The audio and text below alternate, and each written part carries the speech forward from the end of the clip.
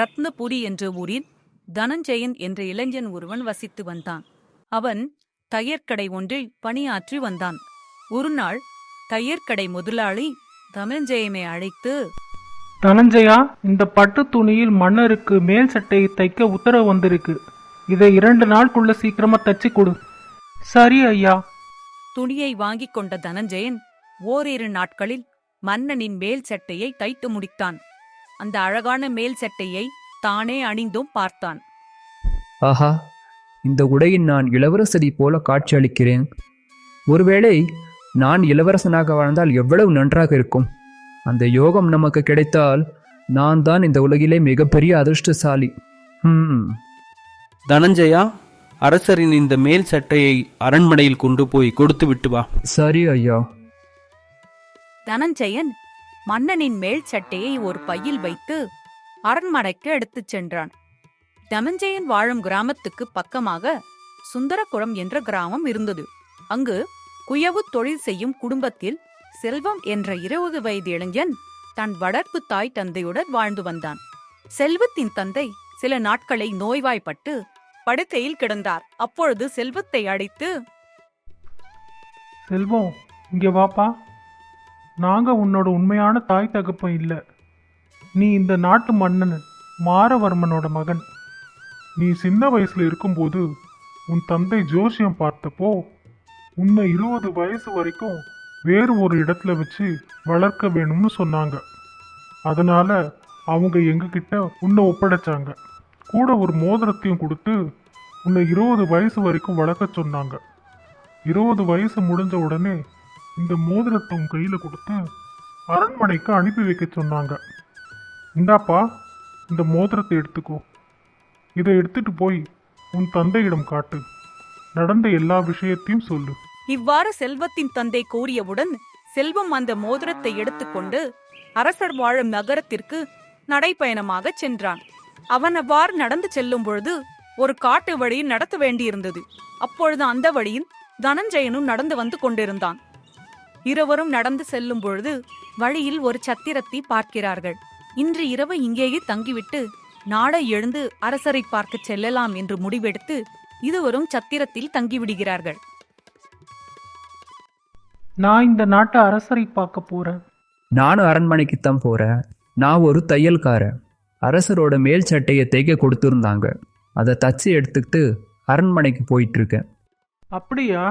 நான் அரசரிடம் நான் தான் அவர் வாரிசுன்னு நிரூபிச்சு அவரோட அரண்மனையிலே இருக்க போறேன். என்ன வாரிசா? ஒன்னும் புரியலையே. 20 வருஷத்துக்கு முன்னாடி அரசர் என் வளர்ப்பு தந்தைக்கிட்ட வந்து என்னை 1 வருஷ குழந்தையா ஒப்படைச்சிருக்கார்.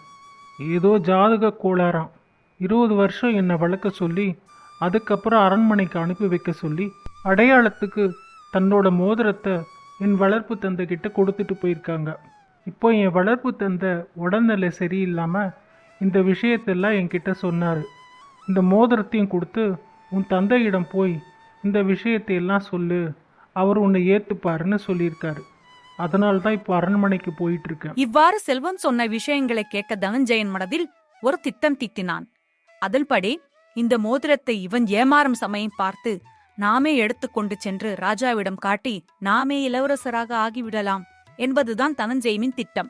அப்பொழுது செல்வம் நன்றாக தூங்கிக் கொண்டிருக்கும் நேரம் பார்த்து தனஞ்சயன் அவன் சட்டையில் இருந்த மோதிரத்தை எடுத்துக்கொண்டு அரசனுக்கு தைத்த அந்த மேல் சட்டையை அங்கேயே விட்டுவிட்டு அரண்மனையை நோக்கி நடக்கலானான். தனஞ்சயன் அரண்மனைக்கு சென்று ராஜாவிடம் அந்த வைர மோதிரத்தை காண்பித்தான். அரசே, நீங்கள் 20 வருடத்திற்கு முன் என்னை ஒருவரிடம் ஒப்படைத்து வளர்க்கச் சொன்னீர்கள் அல்லவா? இப்பொழுது எனக்கு 20 வயது ஆகிவிட்டது.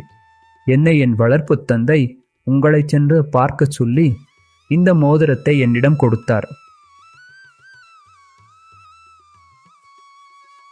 அரசே, நான் தான் உங்க உண்மையான வாரிசு. இவன் நேத்திரவு என்னோட சத்திரத்தில் தங்கியிருந்தான்.